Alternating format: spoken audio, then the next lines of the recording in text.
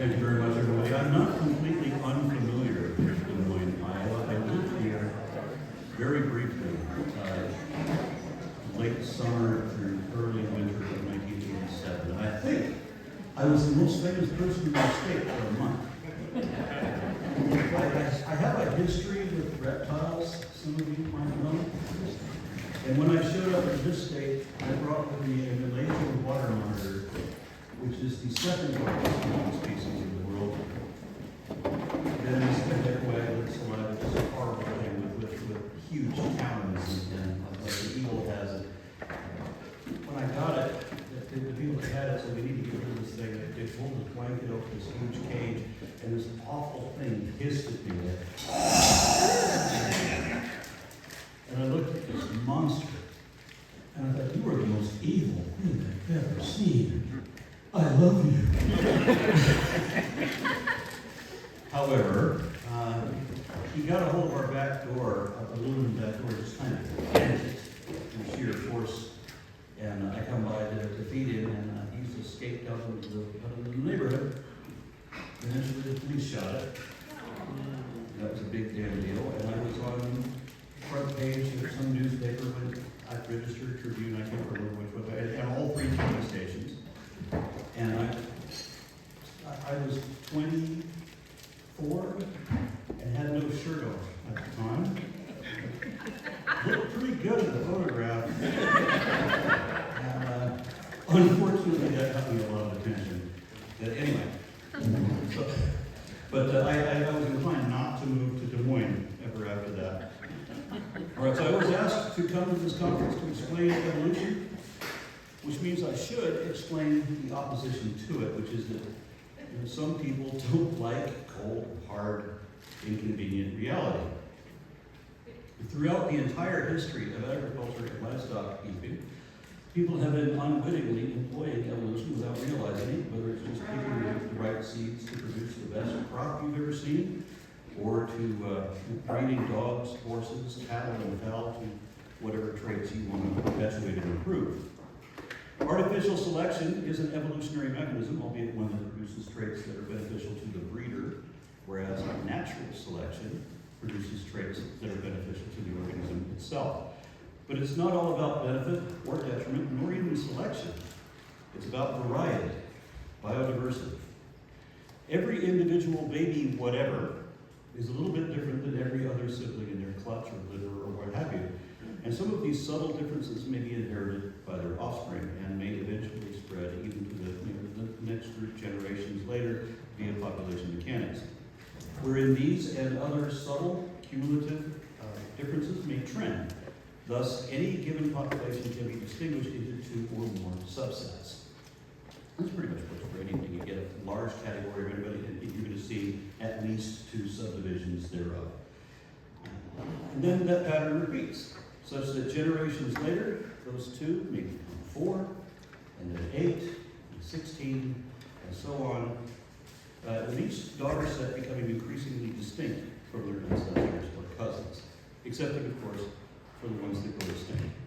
When a new form arises, there is no requirement that the old ones die out. Very often, descendants of those earlier forms still exist somewhere, even if they're also becoming more divergent over time, because there's no requirement that everything always improve or become more complex. They usually don't. Increasing complexity and developing advanced capabilities do occur, albeit relatively rarely. That is evolution, descent with inherent modification, a matter of incremental, superficial changes being slowly compiled atop successive tiers of fundamental similarities, which are how clades are identified. To put it another way, it is the method by which, for example, cats branched into so many different breeds within several distinct species in a half a dozen genera within only 2 or 3 major divisions. Felids, panthers, and Machaerodontidae, the saber-toothed or scimitar cats. Evolution is a continuous process, ongoing, never-ending, with a few parent groups diversifying into an increasing number of descendant groups. That's what biodiversity means. And it seems that no one who criticizes evolution understands that. Whenever you hear somebody bitching about evolution, ask them what evolution is. You will find out they don't know, nor do they want to. I can tell you what evolution is and what it is not. Evolution is not the origin of life. We can talk about that too if you want. We know quite a lot about that now. But it is way more complicated than you're probably prepared for. If you can't understand evolution, which is relatively simple, and there's no way you'll be able to understand abiogenesis, the series of collective chemical processes in incremental development of life. Evolution is not and never was one thing giving birth to or turning into another fundamentally different thing, like creationists like to pretend.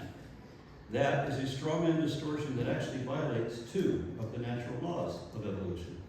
Monophyly, that you can't outgrow your ancestry, and the law of biodiversity, that every new taxa that ever evolved was just a modified version of whatever its ancestors were, and still belongs to every ancestral clade that they did. Every time there's a new species of fruit fly or fish, they say, well, it's still a fly, or it's still... Of course it is! That's the law of nature that applies here.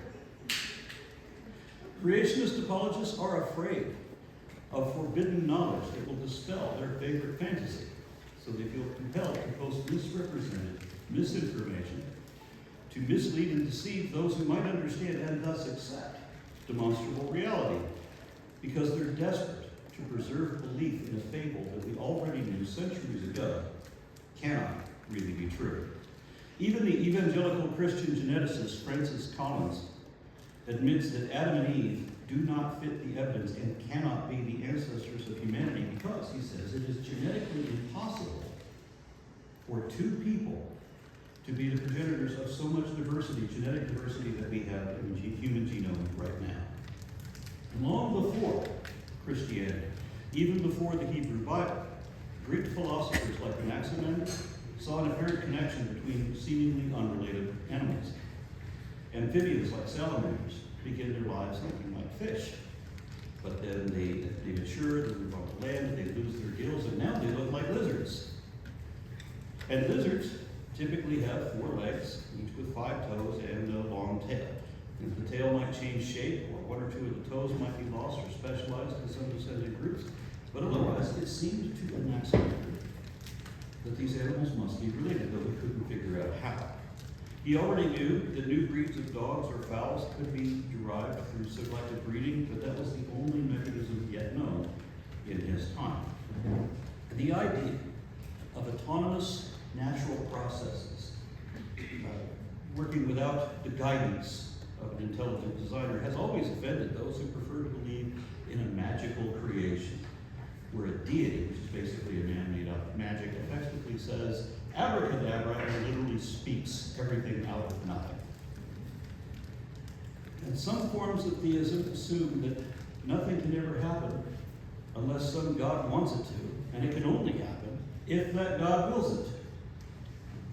But the popularity of this particular idea, that varieties may be produced by interbreeding, may have inspired the authors of the 16th chapter of the Bhagavad Gita to include the Hindu god Lord Krishna as the first creationist to complain about the godless process of evolution. When he said this, the persons of the demonic nature say, the entire cosmic manifestation is unreal, without a creator, without a supreme controller, without cause, originating from natural cohabitation due only to lust, nothing more than this. Lord Krishna's gripe was exactly the same as what modern creationists still say today. A couple centuries after Anaximander, Aristotle arranged his apparent connection between life forms into a ladder of life, Scala Naturae, which was later rebranded as the evolutionary ladder. But as evolution is not about continuous improvement, but simply diversification, the ladder doesn't really adequately illustrate it. The better analogy is that of a repeatedly branching tree. If you went back in time, anywhere from a few centuries to a couple thousand years ago, you'd have a hard time being a vegetarian because you wouldn't recognize many of the groceries available at that time. Back then, corn didn't exist. Corn was, back then, a wild grass, literally grass. You've seen grass that looks like corn? That's corn came from. And likewise, wild cabbage wasn't really cabbage yet, but more of a weed. People selectively bred that one plant to enhance certain aspects of it. You could derive actual cabbage from that, or you could cultivate Brussels sprouts, kohlrabi, kale, broccoli, or cauliflower. Very different foods, all from that one sparse-looking weed. That's how one original form can lead to many diverse descendants. Centuries of selection gradually produced produce to be proud of. Carrots were originally unrecognizable roots without their current flavor or color. And what would eventually become apples, pears, and peaches were then just a few tart and tiny berries, barely bigger than the seeds inside them. Bananas, too, were originally four-sided and full of large, noxious seeds surrounded by tissue that was so tough that it had to be boiled before you can eat it. We know that because some of these earlier forms still exist. And a painting from the 1600s depicts an earlier form of watermelon that is not tasty, it looks not nearly inedible. At that time, there wasn't a wide choice of cattle breeds either. They had the original aurochs, which is the wild bull on which all western beef and dairy cattle are derived, but which went extinct when the last one died in 1627, just 35 years before the death of the last dodo. And what is a dodo? It turns out the dodos were originally pigeons. They got blown to a remote island that had plenty of food and no natural predators. No reason to leave, no reason to go anywhere, no reason to fly anymore. Until people came along and brought dangerous invasive species with them. An interesting thing that happens with evolution on islands is that rats and lizards and pigeons and other typically small animals will grow much larger than they normally would have, while pythons and elephants and other normally large animals will be a dwarf, even humans will be a dwarf form of their relatives on the mainland. And that's why dodos became the largest pigeons and the only flightless ones, such that they don't even look like pigeons anymore. And that again is evolution. And creationism cannot account for or even pretend to explain this or anything else in nature. At about the time that dodos were being wiped out by sailors, Danish naturalist Nicholas Steno made some important discoveries about fossils. Random people have found small fossil shells and odd disarticulated bone fragments, here or there since forever, but they had no way to know what they were or what they meant. And back then they thought that fossils grew out of the ground naturally, that these were just natural formations that just happened to look like, parts of animals. But there was one guy in the 1600s who had special training in both geology and biology at the same time, and he saw in fossils a connection between them. He noticed that shark's teeth matched what were then called tongue stones. And he realized that these were not rocks that just coincidentally looked like shark's teeth. These were at one point actually shark's teeth, but that they had become lithified, that they had become stone after being buried for such a very long time. So of course the frequently found seashells now lithified obviously were not always stone. They were once living clams and such. And then there were ammonites, which are fossils of a prehistoric form of mollusk. Many people have seen the fossils for these, but no one has ever seen one alive. Certain types of these and a number of other fossils occur at only one geologic level or strata, and below that to a certain point, but not above. And we know that range of strata now as the Mesozoic era. Above that, there are no more ammonites. Beneath that, there are trilobites, which do not occur in the Mesozoic era. The more Steno studied fossils, the more he realized that each type comes from a particular level or strata. So he began to identify the geologic column as a rock record of the history of life on Earth. It was then a mystery how some forms of life ended at one point in time to replace by new forms, and this was compounded in 1735 when a Swedish botanist took it upon himself to classify all forms of plants. And then he discovered something that drew him to also classify all forms of mammals as well. And Carolus Linnaeus was a creationist who understood how it was possible to breed new varieties of dogs and cats and cattle and fowl, but all of those, he thought, were just variations within the species. However, his system of classification showed a very different pattern, not the created kinds that one expected. Instead, it showed what looks like a family tree. One parent category, which he called a kingdom, with a few daughter sets that he called phyla. Each phyla has at least 2 more daughter sets called class.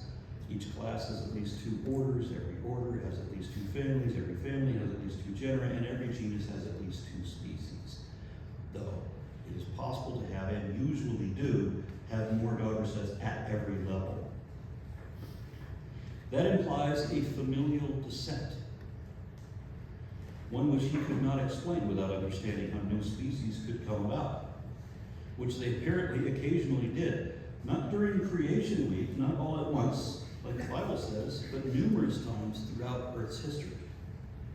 Taxonomy also reveals some uncomfortable associations. Linnaeus classified people into 4 categories, 4 species. European white people, American red people, Asian yellow people, and African black people. It was a common belief at that time, and I've heard racists say this even during my lifetime, that God created different races separately and put them on different continents with the intention that they remain separate. According to this belief system, Adam and Eve were white. But Linnaeus noticed another problem. He didn't yet know about gorillas. It would be another century before gorillas were known as size, but he knew about chimpanzees and orangutans, which he classified as 2 other species of humans. And this outraged his contemporaries. So in 1747, Linnaeus wrote a challenge to the scientific community of his day. He said, "I demand of you, and of the whole world, that you show me a generic character, one that is according to the generally accepted principles of classification by which to distinguish man and ape. I myself, most assuredly, know of none. I wish someone would indicate one to me. But if I had called man and ape, or vice versa, I would have fallen under the ban of all ecclesiastics. It may be that as a naturalist, I ought to have done so." The response to that challenge from the scientific community was to create an arbitrarily contrived taxon, Pongo, that was meant to include all the apes, everything in the ape family, except for humans. All of them except for us. Just so that they would have some way, some technicality on which to say that humans are not apes, even though they already knew better. Of course, within the last 30 or 40 years, modern genetics has confirmed that we're not just similar to apes, we are apes, both by definition and derivation, not just physically, morphologically, but genetically too. Thus, taxonomy had to be corrected. Pongo was restructured to be a genus-level category just for the Asian apes, that being orangutans and their close relatives, Gigantopithecus and that sort of thing. And all of the other apes and humans are now properly classified within the family of apes, Hominoidea. Then, back in the 1700s, Scottish geologist James Hutton made a series of observations showing that the terrain that we see all around us, that mountain range is not exactly as God made it, but that everything is in constant movement and transition, albeit very slowly. He explained how deposition and erosion are both going on all the time, but not in balance. It's usually one more than the other, and it might switch the other way for a while. From his studies, we realized that the Earth was in fact so old that it exceeds human reckoning. And I've known people who believed that extinction was impossible because God would seek to protect all of his creations. And that's why the Bible says that God took it upon himself to bring forth 2 of every species to the ark for Noah to save. But of course, that story was written before paleontology revealed that 99% of everything that has ever lived is already extinct now. Thus, if the fable of Noah's Ark is true, and we know and can show for certain that it is not, but that would mean that Mesozoic dinosaurs and pterosaurs, Paleozoic anapsids and therapsids, and Cenozoic mammals, including some egg-laying mammals that you've never heard of, and a whole lot of categories of other animals, all went extinct simultaneously, instantaneously, as soon as they stepped off that floating boat, or box. Technically, it was a box. And by the 1700s, before we knew anything about paleofauna, we already had the dodo and the aurochs to confirm that whole species can indeed go extinct. So now that people knew what fossils were, there was a wave of intrepid scholars looking for them, with the knowledge of how to recognize them, identify them, how to extract them from the rock. And every significant find would then get shipped off to the museum or the university to be carefully analyzed and cataloged.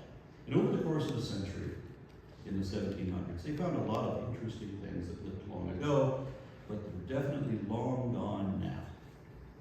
One of the first major fossil finds was initially mistaken for both a whale and a crocodile. But what was probably more interesting than that was that it was found 90 feet deep in a Dutch quarry. Tropical sea serpents do not live in the North Sea. You may be surprised to hear that.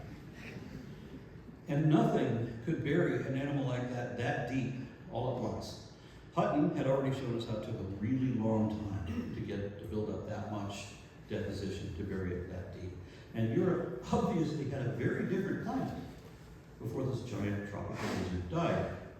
Napoleon seized that fossil and brought it to one of his experts, Georges Cuvier, the father of paleontology. It was originally labeled as the Maastricht crocodile. But after Cuvier got a hold of it and he carefully examined it, he realized this is a lizard. Now, this was before the discovery of dinosaurs, but this was not a dinosaur. This was an actual lizard. But the interesting thing was that it was a lizard the size of a whale. And not only was it as big as a whale, but this was a lizard that was a whale in the sense that it was fully marine. Its hands or limbs had been fused into flippers, so that it would be just as crippled on the shore as a whale would be. Cuvier also realized that whaling had been a busy industry for many centuries by that point, and that whalers knew every species of whale. He knew that lizards, being air-breathing animals, would have to stay most of their time near the surface, just like whales do. But nobody had ever seen something like this anywhere, ever. And these would have been man-eaters. They're obviously carnivorous. These would have made the news if there was still any of them out there somewhere. And likewise, Cuvier knew of other fossils that were like elephants and rhinos and things of that sort, but they were very different than the modern forms. So in 1796, Cuvier made an announcement regarding mammoths and mastodons. He said, "What has become of these two enormous animals, of which one no longer finds any living traces, and so many others which the remains are found everywhere on Earth, and perhaps none still exist? The fossil rhinoceros of Siberia are very different from all known rhinoceros.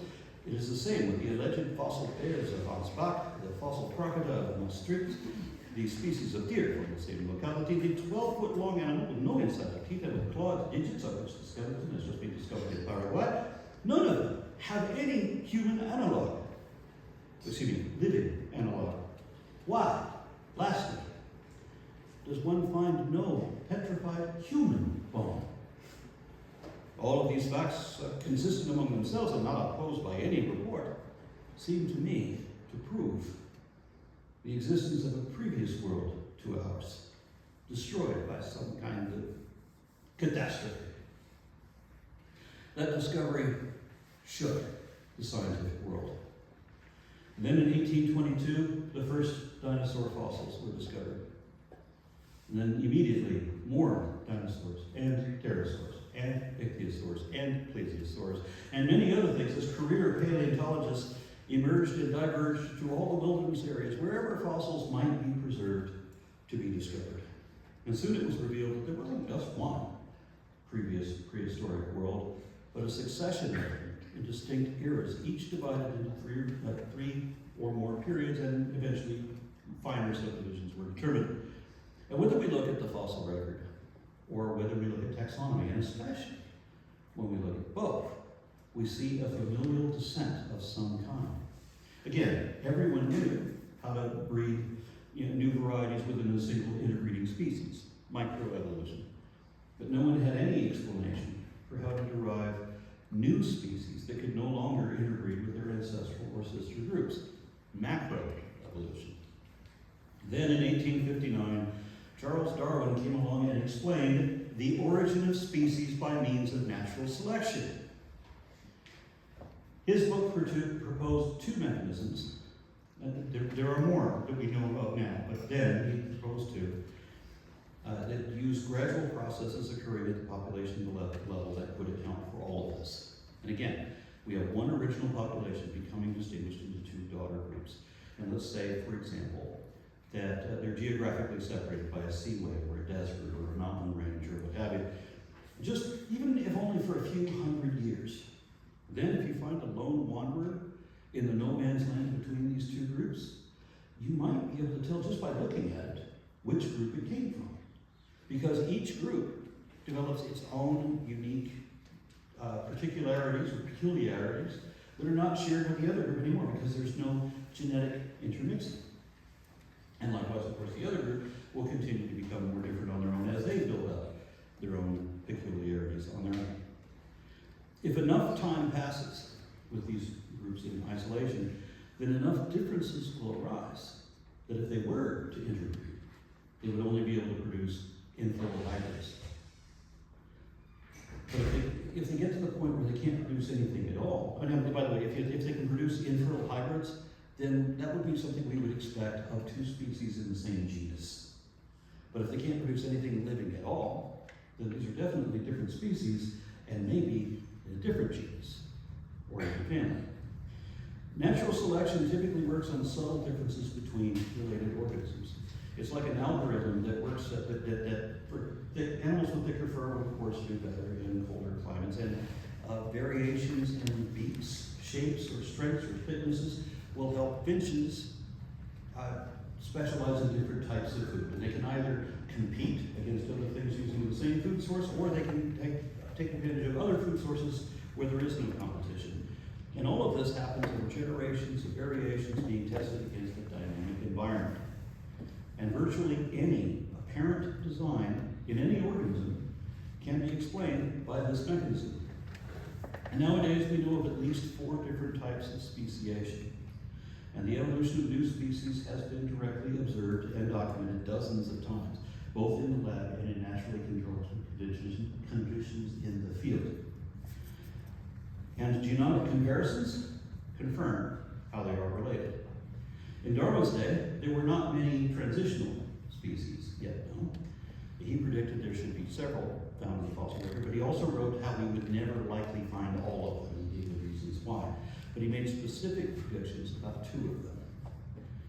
2 particular intermediates that he expected we would find. First, his associates had noticed how similar dinosaurs were to birds, especially in their legs and feet. And Darwin himself noticed how theropods, which only have 3 fingers, theropod dinosaurs have 3 fingers, he noticed that birds' wings look like theropod fingers, but fused together. So he said that if evolution is true, and only if evolution is true, then we should find a more primitive type of bird that has reptilian features and specifically would have unfused wing fingers. His prediction came true within just 2 years of his publication. And that it's not in his book, it was in private correspondence where he made this, but it was 1861 in a German quarry where they finally found Archaeopteryx, and they have since found dozens of similar species that all meet the description that he gave, that have reptilian fingers, that have reptilian features and unfused fingers and all of that. And then, in his most important book, he made another prediction. He noted that humans have more in common with the African apes, gorillas and orangutans, gorillas and chimpanzees, rather than orangutans in Asia. So he predicted that the common ancestor of all humanity and apes would be found in Africa, logically. He then went on to describe how the characteristics of the face, skull, teeth, hands, feet, and pelvis of that hypothetical missing link should all be exactly halfway between that of the modern apes that were known at that time and the most primitive humans that were known at that time, that being Neanderthals. That predicted link would remain missing for over a century. So Darwin sadly did not experience the satisfaction. With Archaeopteryx discovery, he knew that his theory was vindicated while he was still alive. Good. But he didn't get to know about this one. Creationists are still crowing that the missing link is still missing. But no, the first one, meeting Darwin's predicted description, was discovered in 1974, over 50 years ago, and hundreds more individuals from that species and from several similar species, all matching Darwin's description, have discovered since then. And so believers changed their story to say that the hundreds of Australopith fossils are all fake news. Let's just ignore them and dismiss them. I find it truly pathetic that defenders of the faith have to knowingly lie to make believe as they do. So Darwin solved Linnaeus' dilemma, what Linnaeus couldn't figure out. He explained the origin of species, macroevolution. But there were things that Darwin didn't understand, couldn't figure out himself.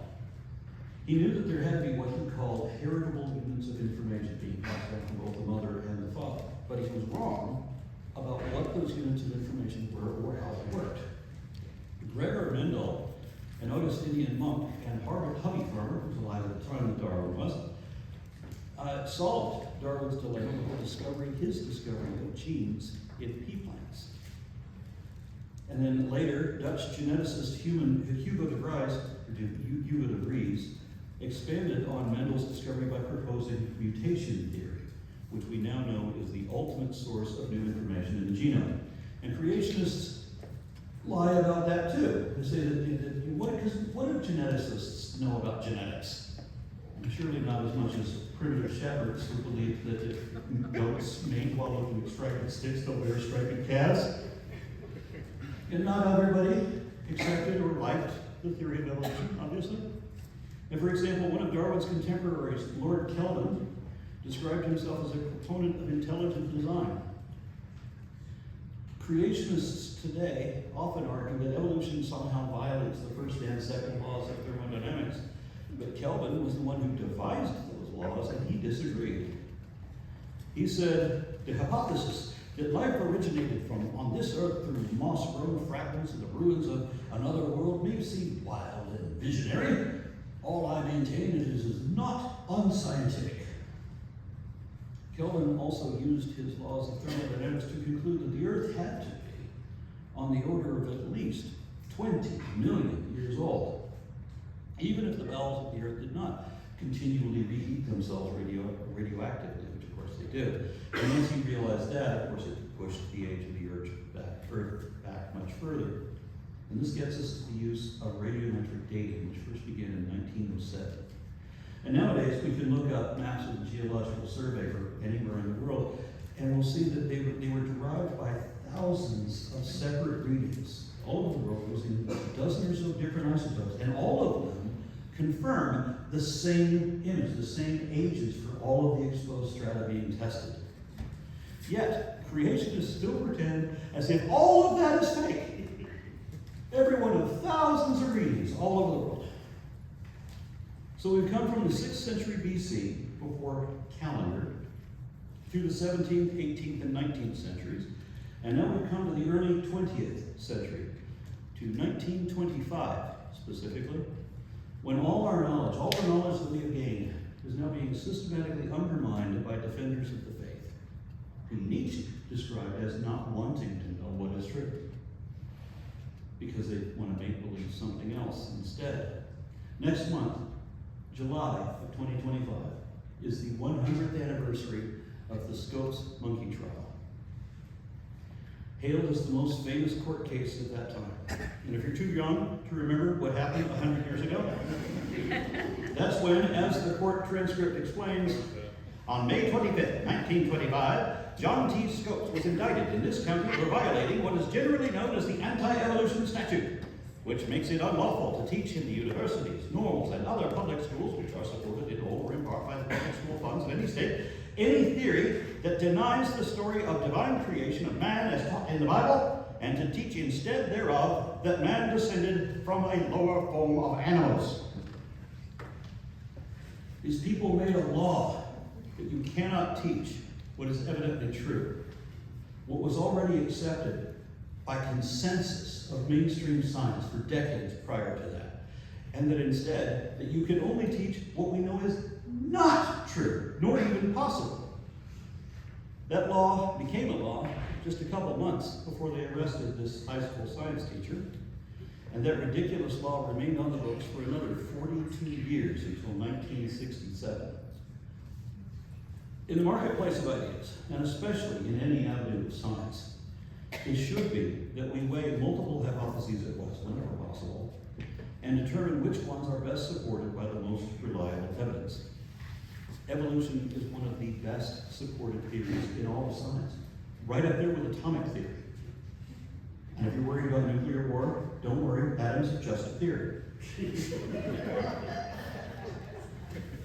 Meanwhile, intelligent design creationism meets exactly none of the criteria required of a scientific theory. There is no mechanism, no observation, no facts and evidence, and importantly, no ability to explain or predict any data. Lord Kelvin said correctly that science is bound by the everlasting law of honor to face fearlessly every problem which can be fairly presented to it. If a probable solution consistent with the ordinary course of nature can be found, we must not invoke an abnormal act of creative power. Creationists refuse to accept or admit that because they are not bound by honor. They make believe in lies. That's the most polite way I can put that. Evolution is and has been directly observed and documented numerous times in different ways, but no aspect of anything supernatural has ever been confirmed to exist at all. And creationism is only attested in a single compilation of fantasy folklore. Evolution is not just observable, but also testable, demonstrable, in many ways verifiable, and sometimes even repeatable. While creationists can't demonstrate, verify anything, and can only repeat lies and nonsense. Seriously, challenge a creationist to name one actual fact in evidence for creationism. Anything that is both verifiably true and supportive of their position. It's never both. It's usually neither, and that's why I say there's absolutely no truth to it. Importantly, science has to be not just testable, but potentially falsifiable. There has to be a way to show that it's wrong if it is. Creationists will not accept that their fables are disproved and are dishonest enough that they keep promoting the same fables even after they have been disproved. Darwin himself said, if it could be demonstrated that any complex organ existed which could not possibly be formed by numerous successive slight modifications, my theory would absolutely break down. Intelligent design creationists made that their goal. However, every one of their claims about irreducible complexity had already been refuted in science, even by Christian biologists, before it was also exposed as fraudulent in a court of law. The case of Kitzmiller versus Dover showed that intelligent design was really a criminal conspiracy to get around the laws against teaching religion in public schools. And you may have heard today's creationists say that we should teach both sides, as if we should teach both the fact and the fiction. That would be fine if there were two sides to teach. But evolution is the only explanation of biodiversity there ever was. And it is a verifiable fact of population genetics, fossils, and phylogeny, while creationism is just empty assertions of impossible absurdity, dishonestly asserted as if it was a matter of fact, and supported entirely by frauds, falsehoods, and fallacies with no word of truth to it whatsoever. When creationists say that we should teach both sides, what they mean is that they want to teach anti-science propaganda instead of evolution, and then teach the Bible as if it was history. But in the Stokes monkey trial, we saw that creationists don't really want to teach evolution at all, not even a perverted version of it. They want it illegal to even discuss it. Creationists know that they can't use science because science only always ever contradicts them. And they refuse to acknowledge what that means, so they use the courts instead. And they usually fail there too. But in this one case, they won. But only because the court was so incredibly biased. There are many examples of this, but let's start with how they begin the case by saying a prayer. Think about how appropriate that is. O God, our divine Father, we recognize thee as the supreme ruler of the universe, in whose hands the lives and destinies of all men and of all the world. We approach unto thy province this morning, we trust, with that degree of reverence that is due unto thy supreme majesty, and with the consciousness of the fact that every good and perfect gift comes down from thee, Father of lights. We praise thy holy and blessed name, that thou hast made it possible for us to approach thee at all times and all places at the throne of thy divine grace, with the assurance that we will find grace and help in our time of need.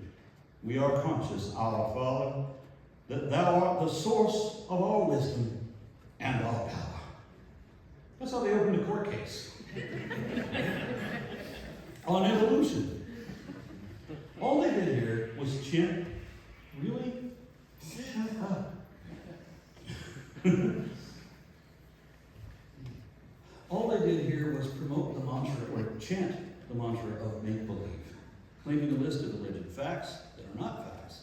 They're only baseless, unwarranted assumptions, which is what religion is all about, because faith is all about pretending to know things no one even can know.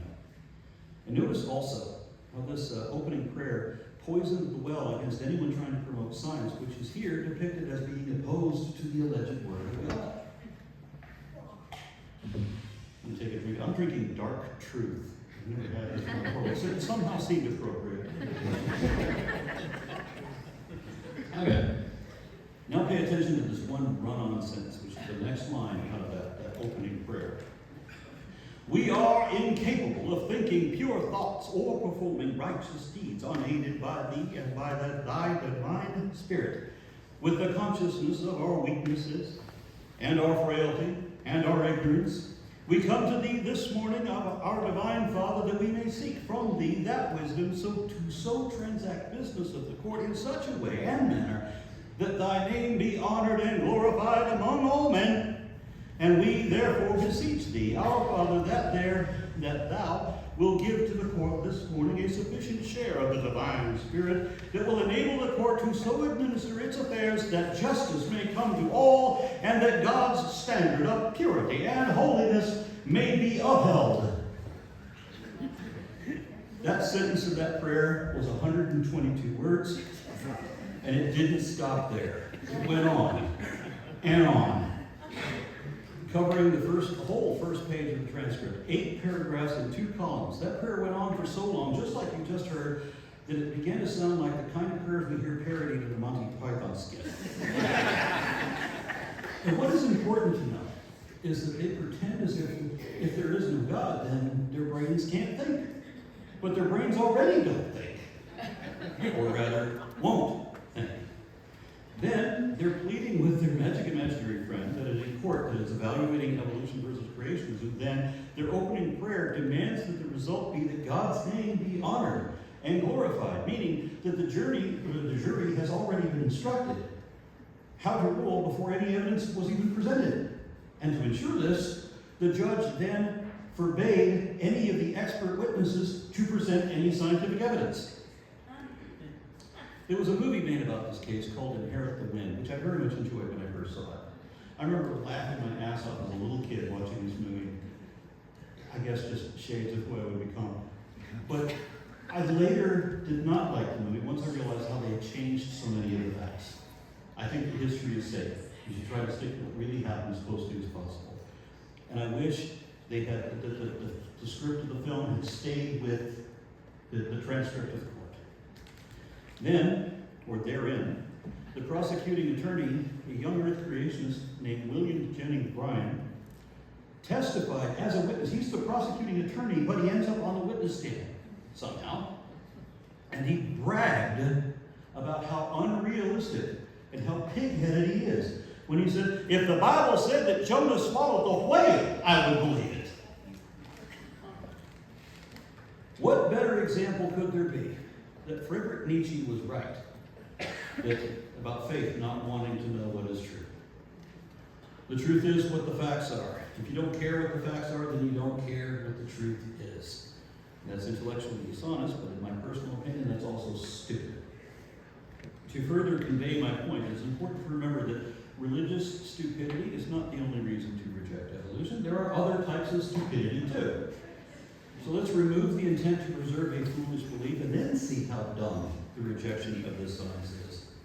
Not every atheist accepts evolution. Not even every atheist scientist accepts evolution. There is at least one godless geneticist who does not. Dr. Perianon Senapathy is a molecular biologist and genome researcher.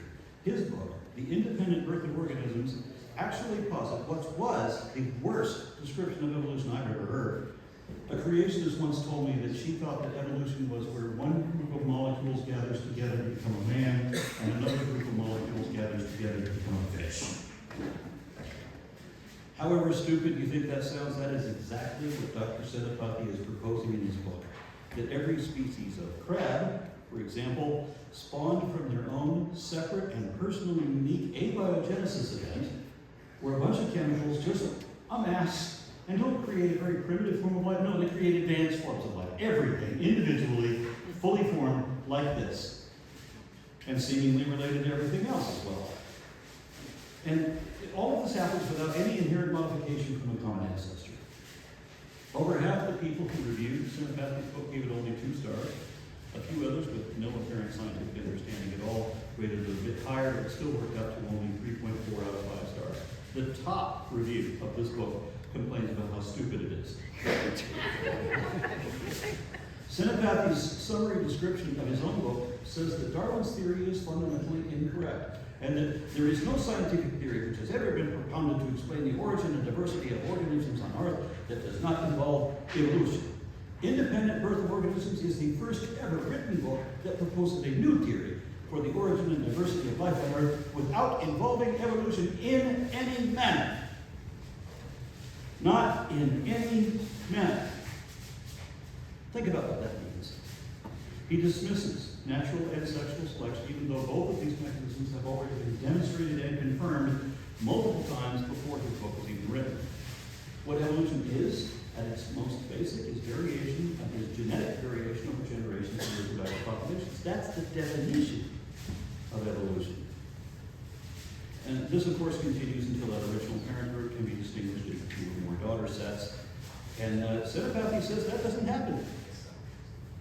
Even though exactly that has been repeatedly observed and confirmed throughout the entirety of human history, and genetically confirmed as well. Not just at the micro level, but with the origin of new species as well. And now remember, this idiot says that without evolution in any manner, that means that the Australian dingo, the African painted dog, the South American bush dog, the Asian raccoon dog, and every species of fox all crawled out of the primordial ooze, fully formed, accidental, just a mix of Kool-Aid and water, whatever it is that produced this, without any acknowledgement, without any acknowledgement of what confirms common ancestry. Let me put that more simply.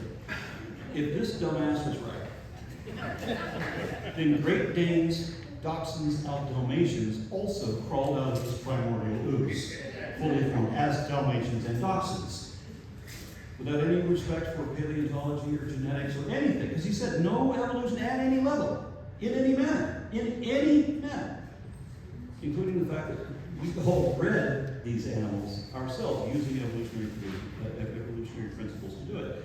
And worse, Senapathy is a geneticist with a PhD in molecular biology from an institute of science. He has made notable contributions in his field, and his other work depends on and cites evolutionary phylogeny. All biology has to, at some point. So we must assume that he eventually learned the error of his ways. But this book, maybe he was still in middle school when he wrote that. Nope, he already had his PhD a decade before. It was published back in 1994 before they had completed any whole genome, so there was as yet no comparative analyses, but now we have many of them, computerized, coming out all the time. And every one of them, to date, always confirms common ancestry of every sample organism at multiple levels. And they give molecular clock estimates of divergence times that consistently match the fossil record pretty closely.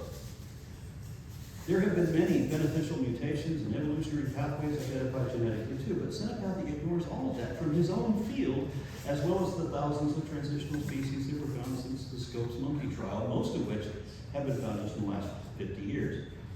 The illustration on the cover of this book shows a crab along with a worm, a turtle, a butterfly, and a frog, all crawling out of a pond of primordial soup from incidental molecular configurations, such that a bunch of molecules gathered together to become a butterfly, and another bunch of molecules gathered together to become a crab. No rhyme, no reason, they just did. This means that more than 17,500 species of butterflies are not related to each other, nor do moths. But according to Senapathy, they are all accidentally virtually identical with literally no reason why that is. Genomic evidence, of course, shows that butterflies are all related to each other, to moths and caddisflies, and more distantly to all other insects. And there is genetic evidence now showing that the origin of insects is actually paraphyletically nested within Pancrustacea. So the insects are definitely related to the crab. Of course, there was already a profound amount of evidence to show that the turtle was related to the frog as well, and that all of them are related to the worm. But let's just look at the crab for a moment. The crab on the cover of his book. The illustration shows a red crab, so we're going to assume that it's the Atlantic deep sea red crab. This species is from the genus Chession. There are more than 40 other crabs in that same genus. 40 other crabs that are almost identical to this one and also similar to the Dungeness crab, except that the Dungeness are in a different genus of a different family. What Senapathy is suggesting is equivalent to rolling a million dice a million times, and almost all of them come up with the same number, just enough difference to make different species. And there is no accounting for the evidence of evolution. And there's no reason for why they should all be functional, why they should all have organs and all of that. It's almost as if this is that old argument of a tornado in a junkyard that creates a jet plane. This is a geneticist arguing the exact same thing, just as badly. Crabs are animals, what Linnaeus called kingdom animalia, meaning that they are multicellular eukaryotes with the internal digestive tract. They're in phylum Arthropoda, meaning that they have exoskeletons and a number of other particular traits that no random assemblage of molecules would be able to duplicate. More specifically, they're a subset of Mandibulata, arthropods with mandibles. Even more specifically, they are pancrustacea because they are crustaceans, meaning mandibulates that have a malformation such that their gills are attached to their legs in some instances. The taxonomic class is Melicostracea, crustaceans identified by having a specifically segmented head, abdomen, and thorax, with some of these segments being developmentally fused together in a very particular way. Evolutionary inheritance explains all of that. Random dice rolls do not. There are at least 15 subsets of Melicostracea, one of them being Decapoda, meaning 10-legged crabs, lobsters, crayfish, shrimp, and prawns. The dozen or so main subsets of decapods include semi-crabs and almost crabs, just like you'd expect of an evolutionary relationship, along with true crabs. Brachyura. As babies, these have the same kind of tail as lobsters and shrimp and that sort of thing do, but as the crab grows up, the tail folds in and becomes fused to the underside of the carapace. Okay. Remember, we're not talking about one species here, but 70,000 some odd species so far. They've all have these diagnostic traits just like you would expect of derived synapomorphies. Evolution explains all of these developmental similarities and their hierarchy in the taxonomic tree, as well as their fossil record dating back to the Jurassic period 200 million years ago. But Senapathy's argument is that an inexplicable association of molecules just randomly fell together, not according to any natural pattern or process, nor by divine design either, and not only did these inexplicably activated molecules spawn every species and subspecies in all the aforementioned groups, but even duplicated their developmental defects. There is no possible explanation there. Only an evolutionary phylogeny could account for any and all of this. Therefore, Senapathy's PhD degree exists as proof that just because you're really smart doesn't mean that you're not also paradoxically stupid. With or without God, there is no way to explain biodiversity without evolution. Even if God exists, evolution is still at least mostly true, and creationism is still entirely false.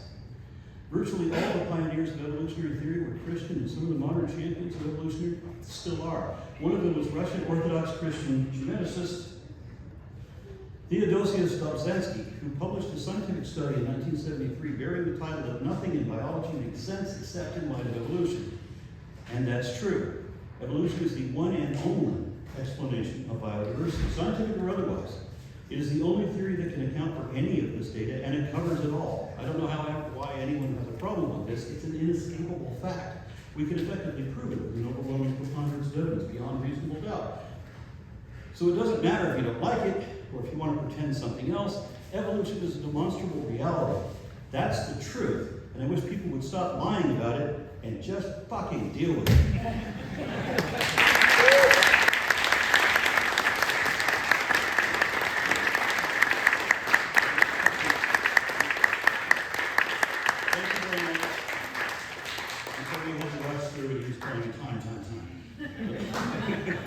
I'll turn over the mic to you. Thank you very much for that, Aron. So, we do have our food here. Most of our guests are going to be here throughout, so seek them out, ask them questions. I do believe there was a request to get a head count for folks who might want to have a meal after this event. It's going to be El Salvadorian. So if you'd like to go to a dinner afterwards with some secular folks, you can raise your hand. If you don't know now, 12:30. At what? 4:30. 4:30. You can raise your hand. If you don't know now, you can seek out Alan with the lightning shirt. He's setting that up. But yeah, at this point, is the food ready to serve? Not quite. Not quite. So after dinner. Longer? I guess so. Well, I can talk a little bit about our organizations here. We have the Humanist Society of Iowa, and Iowa Institute for Thinkers. You should be able to get those with your phone at that size. We are nonprofit organizations here in Central Iowa, providing community for folks who want to be good without God. Because as Aron explained, you can be good without God. You don't need the superstition and the religion to build community and learn things. And that's what we're here to provide. We do Ecuadorian, not El Salvadorian. Ecuadorian. Ecuadorian, that's El Salvadorian, I apologize. Iowa Institute for Thinkers, we do have meetups every other Sunday. We have a brunch, we put on events like this. You probably saw us at Pride and at some farmers markets. We're always out there doing things. We're really happy with our trail cleanups and our community service and activities. And in the Humanist Society of Iowa, you have Steve might actually want to speak to that.